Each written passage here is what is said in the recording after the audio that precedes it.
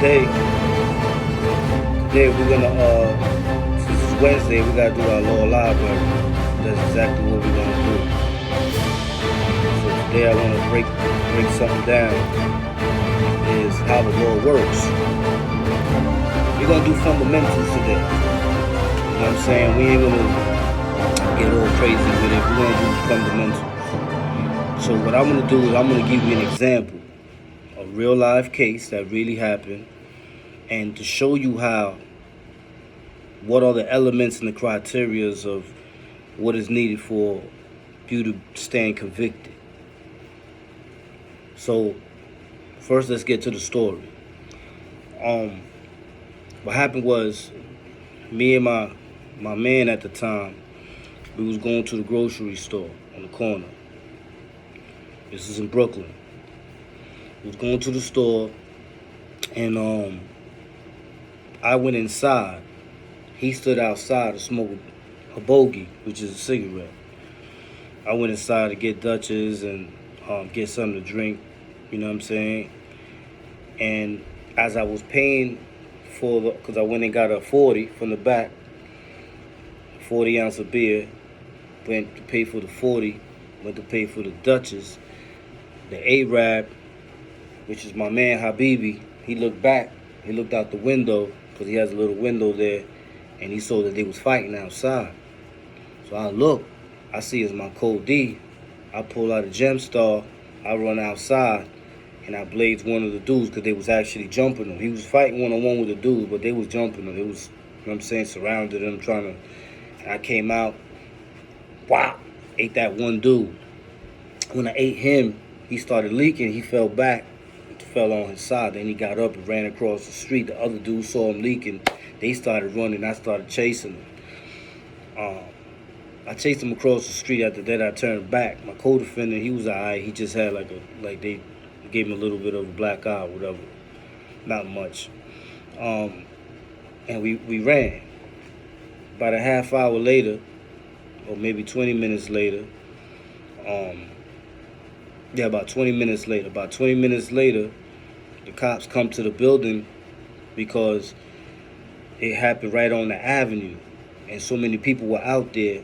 Ladies that know me, that know my moms, know my pops, know me. You know what I'm saying? So somebody went and said something. So they came right to my building. And we chilling in the lobby. The minute we see him, we boogie. I start running. My code D, he wasn't fast enough. So they caught him. And he's fighting with one police. The other one is chasing me. I'm running up the stairs. I'm running all the way up the stairs to the 4th floor. And when I got to the 4th floor, the door to the roof was open. I ran across the roof of the building and went down the fire escape. He never got to catch me. He didn't, because I flew, damn near almost jumped the whole thing down. He missed. He didn't get me. Anyway, I climbs down or whatever. My code D is caught. I climbed down and I hopped through the back of the back gate, jump over. I'm in somebody's yard. I jump from there. I start running. You know what I'm saying? So now, I guess he called it in on the walkie-talkie or whatever. So the helicopters is out now. Long story short, I made it about maybe 3 blocks. I kept hiding in garages and yards, but they weren't leaving the area. They weren't stupid. They just circled the area. They found me in the garage. You know what I'm saying? I try to play like that was my garage, and I was just sitting in there chilling. But I'm in there by myself. You know what I'm saying? When they was hopping gates and all that too. The cops saw me in there. You know what I'm saying? They drew on me or whatever. It was lit. You know what I mean? They took me out. When they took me out, the dude that got cut was in the back of the van of the ambulance, the hospital joint. He was on the back of it. You know what I'm saying? And the officer that was next to him said, "Was that him?" And he pointed me out right there. He said, "Yeah, that's the one that cut me." You know what I'm saying? So I got arrested right there, whatever took in, and I came through. Now, they hit me with assault one. You know what I'm saying, and assault two. Now, when we was good on my co-defendant, he got acting in concert. You know what I'm saying? So for those who don't know what acting in concert mean, I'm about to put that up for you. But acting in concert is like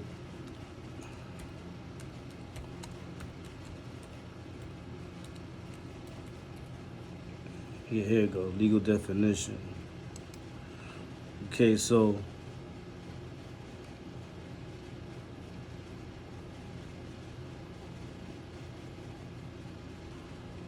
okay, so here it is right here.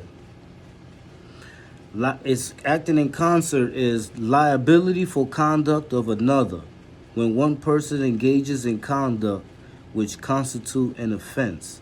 Another person is criminally liable for such conduct when acting with the mental culpability required for the commission thereof. He solicits, requests, commands, importunes, or intentionally aids such person to engage in such conduct. You know what I'm saying? So, and the meaning is right there. So, in case anybody has any questions, it's right there. Article 20 of the Penal Law. So, my Code D, that's what he got. He got acting in concert. I got assault one. Now, did I go to trial in that case? Nah. That's one of the only cases I didn't take to trial.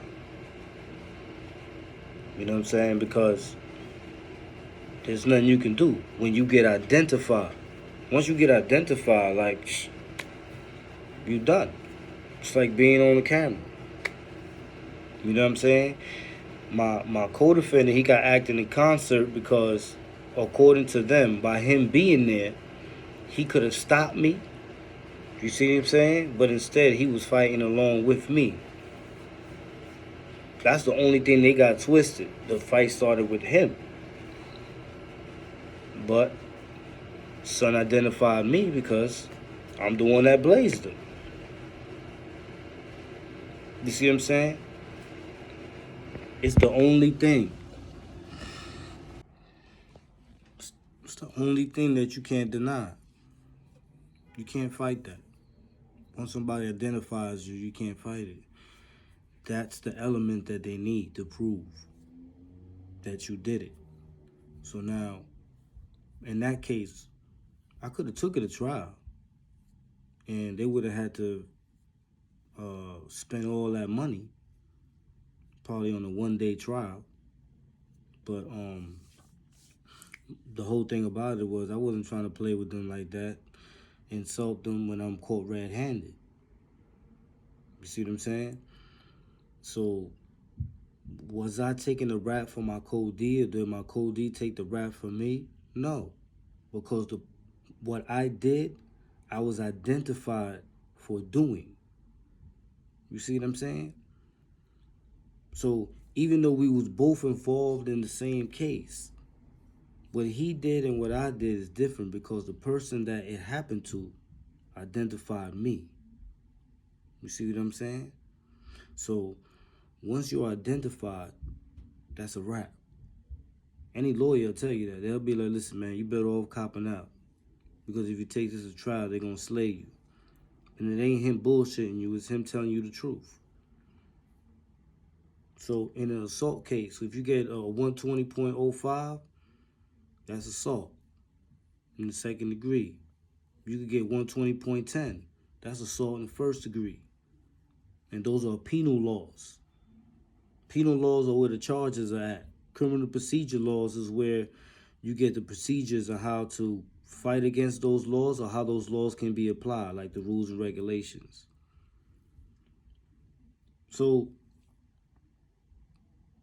when people catch cases, especially cases that have to deal with injury, have to deal with a victim that didn't die. You know, when the victim didn't die, then who's to question what he says? He's the victim. He's gonna say what happened to him because that's what he's doing. So when a person goes and says, I took the weight for my man, how is that? The victim ain't died, and he said who did it. So you can't go and say that you taking the weight for your man, because if that was the case, he wouldn't have pointed you out. He would have pointed your man.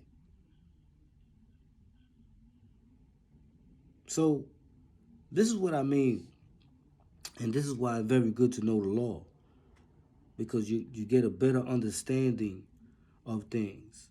You know, studying the law, I learned to understand things a little bit more broader.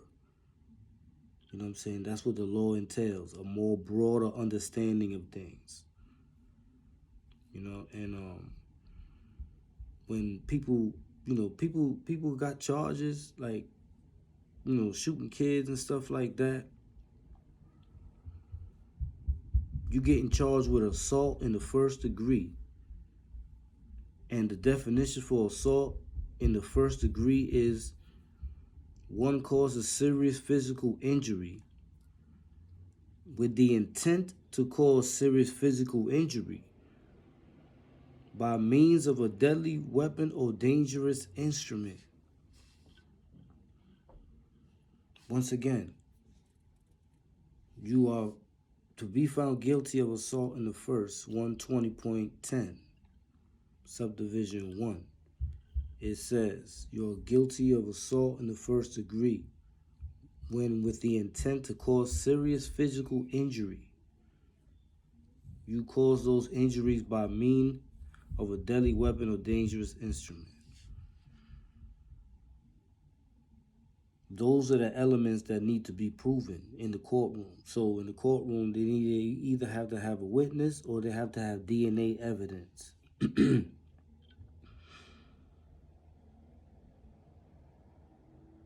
So, as you can see, the evidence was overwhelming because it came from the victim who didn't die. That seals the deal right there. So when people are running around, or they'll say, yo, they gave me the charge, but it was my man that did it. Huh? No. If your man would have been the one that did it, then he would have been the one identified by the person that got hit, because he didn't die. That's how simple it is. But the problem is, a lot of times people don't understand that that's the reason why you're supposed to check people's paperwork. Like you go to any joint in the feds or most joints in the state, especially in the maxes, you got to show your paperwork. In the feds, they really big on that. In the feds, any spot you go to, you better have your paperwork. So when people commit oppressive acts, they cannot induce themselves to be part of a faction that is against what they have done. Like, that is like total in opposites. How you gonna represent something that's against something that you do or have done? That should be a no-brainer, I think. You know what I'm saying? So let's get it right. If it goes to the courtroom, all they got to do is have the witness testify. He's going to testify to who did it to him, and then that's a wrap. It's over. But they won't charge everybody with the same charge. At first, they'll give it to them under the indictment, but then everybody will have a different charge under the top charge. And that's when you start seeing acting in concert, accessory, and those types of meanings in the charges. So, you know, today's lesson is the moral of today's story is, or today's law library is, when dudes talking about they got charges that they took for other people, you got to see what type of charges they are. You know what I'm saying? If they're, for example, a body, if they're a body and the dude took the charges for him, that means that no one identified who was the person that did it. So somebody's got to hold it down. But if it's assault and you have a victim and the victim ain't died, the victim identify his assaultant. That's basically how that goes down right there. The victim identified the assaultant. So when dudes be saying that they held it down for their mans, beating you in the head, man. It goes against the law. All you gotta do is check 120.10, assault in the first degree. Check the criteria of what do they have to come up with in order to have a conviction. When you go in the courtroom, you see what I'm saying? And you're a juror, and you sitting there in the jury box, and you seeing somebody that got shot testifying, and that person is pointing out who was the trigger man. There's no argument there. That's where it stops right there. You can make all the excuses in the world, but you can't tell somebody that got shot that you ain't the one that shot him when that person knows it was you. That does that make any sense? That don't make no sense. So what dudes need to stop doing, man, stop running around here shooting 11-year-old little kids. And then run around talking about it, they die move. No, bro. You not. Salute. Wildkat's out the building, you know what I'm saying? Lord Library, you already know how we do. Brah. Hold on, one more thing. And even if the person didn't go to trial, if they pled guilty to it, why you think they pled guilty to it? Because that's what was going to happen if they go to trial. Dude's going to point who did it to him. Same way if I would have went to trial in my case, someone would have pointed out who did it to him. You know what I'm saying? That's how that goes, man. Wildcats in the building. The Wildcat is out. Salute. Brat.